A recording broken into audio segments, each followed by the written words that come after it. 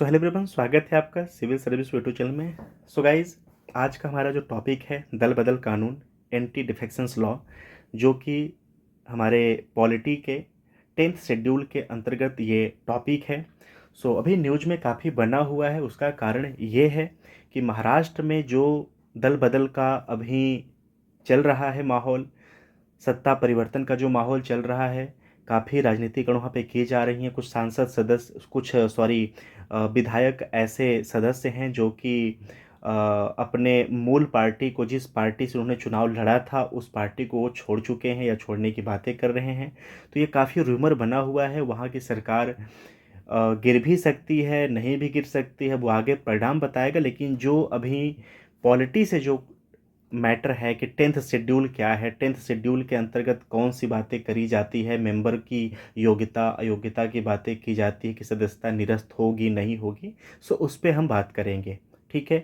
सो देखिए, 10th schedule की तो बातें करेंगे, इसके इर्द गिर्द जो भी कंटेंट हैं ये भी क्वेश्चंस में आ सकते हैं, अपनी जगह बना सकते हैं। तो आगामी जो भी एग्ज़ाम होंगे, आपको इतना पता होना चाहिए कि बहुत बड़ा ये न्यूज इस समय बना हुआ है महाराष्ट्र का।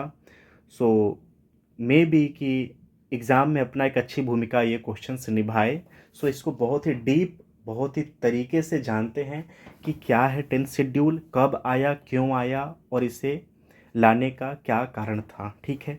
सो दल बदल कानून क्या है? सो 1985 में दल बदल कानून अस्तित्व में आया था ताकि अपने सुविधा के अनुसार पार्टी बदलने वाले सांसद सदस्य और विधायक पर लगाम लगाया जा सके, ठीक है।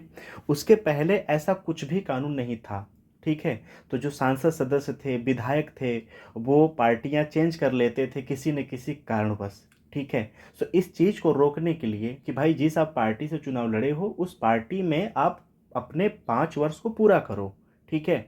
जिससे कि हमारा जो सरकार है वो डिस्टर्ब ना हो, काफ़ी समय उसमें खिन्न भिन्न ना हो। तो उसको रोकने के लिए ये लाया गया। 1 मार्च 1985 में दल बदल कानून अस्तित्व में आया, यानी 10th शेड्यूल जो हमारे संविधान में है, 10th शेड्यूल, वो अस्तित्व में आया, ठीक है।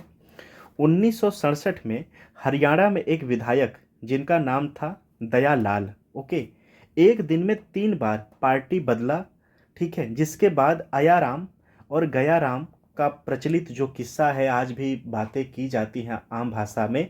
तो ये जो आयाराम गयाराम है, ये वहाँ से हुआ है क्योंकि उनका नाम दयालाल था, ठीक है। और हरियाणा के वो विधायक थे। 1967 का ये मामला है कि एक दिन में 3 बार पार्टी चेंज किए थे, ठीक है।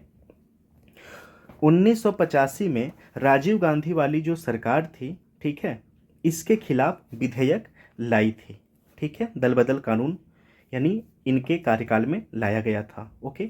1985 में संविधान में 10वीं अनुसूची जोड़ी गई। यह संविधान का 52वां संविधान संशोधन था। देखिए गाइज, यहाँ पर आप प्लीज़ माइंड करना कि 1985 में जो 52वां संविधान संशोधन है, 10th शेड्यूल इसके अंतर्गत ही लाया गया है, ठीक है। तो वहाँ पे दल बदल कानून भी पूछ सकता है और 10th शेड्यूल भी पूछ सकता है। तो आपको याद रखना चाहिए कि जो 52 कॉन्स्टिट्यूशनल अमेंडमेंट है, इसके अंतर्गत लाया गया है, जो कि 1985 में हुआ था।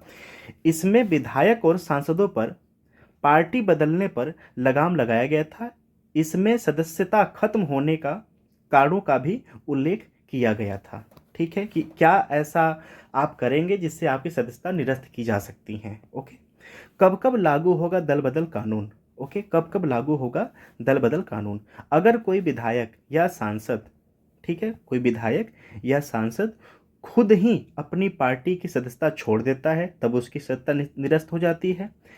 अगर कोई निर्वाचित विधायक या सांसद पार्टी लाइन के खिलाफ जाता है, ओके, और अगर कोई सदस्य पार्टी व्हिप, देखिए एक हर पार्टी में व्हिप होते हैं, वो जो भी हमारा डिस्कशन डिबेट होता है सदन में, तो जो व्हिप होता है सारे सदस्यों को बताता है कि हमें किस पक्ष में वोट करना है, किस पक्ष में वोट नहीं करना है, हमें आज अगर हमारा सदन में बोलना है तो हमें क्या बोलना है, सारे सदस्यों को ये सूचित करते हैं, ठीक है। सो अगर उसके बावजूद वोट नहीं करता है, व्हिप जो बात बोलते अगर उसके बावजूद अगर वोट नहीं करते हैं तो भी सत्ता निरस्त हो जाती है, यानी पार्टी की बात आप नहीं मान रहे हो, ठीक है। अगर कोई सदस्य, नेक्स्ट है, अगर कोई सदस्य अपने सदन में पार्टी के निर्देशों का उल्लंघन करता है तो भी सदस्यता निरस्त की जा सकती है, ओके। अपवाद क्या क्या है, क्या अपवाद है, ठीक है। अगर किसी पार्टी के 2/3 यानी 2/3 की बात यहाँ पे की जा रही है, 2/3 विधायक या सांसद दूसरी पार्टी के साथ जाना चाहे तो उनकी सदस्यता खत्म नहीं होगी। यहाँ पर ये संख्या याद रखना कि 2/3 जो मेंबर हैं, वो चाहे विधायक हो या सांसद हो, अगर वो किसी और पार्टी में जाते हैं या अपनी पार्टी बनाते हैं तो उनकी सदस्यता निरस्त नहीं की जा सकती है, ठीक है। ये अपवाद है। नेक्स्ट क्या है, साल 2003 में इसमें एक नया संशोधन किया गया। जब यह कानून बना तब प्रावधान यह था कि किसी भी मूल पार्टी का बंटवारा होता है और एक तिहाई विधायक नया समूह बनाते हैं तो उनकी सदस्यता नहीं जाएगी, ठीक है। ये याद रखना कि 2000 ये जो 10th शेड्यूल आया है उसमें ये था कि जो 1/3 विधायक हैं किसी नए समूह बनाते हैं, ठीक है, तो उनकी जो सदस्यता है ना वो निरस्त नहीं की जाएगी। लेकिन इसके बाद बड़े पैमाने पर दल बदल हुआ और इसे महसूस किया गया, ठीक है, और इसका स्व समर्पित फायदा उठाया जा रहा था मेंबरों के द्वारा, इसलिए यह प्रावधान खत्म कर दिया गया, ठीक है। 2003 में इसको खत्म किया गया। 2003 के पहले सदस्यों की जो संख्या थी वो 1/3 थी, ठीक है, लेकिन 2003 के बाद जो सदस्यों की संख्या है वो 2/3 कर दी गई है। आप प्लीज़ ये याद रखना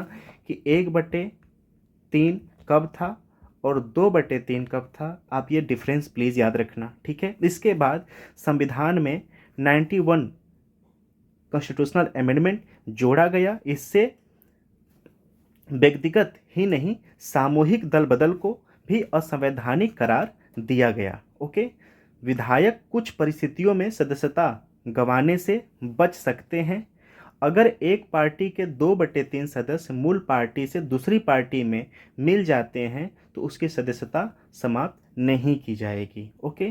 किन परिस्थितियों में लागू होगा दल बदल कानून, ओके।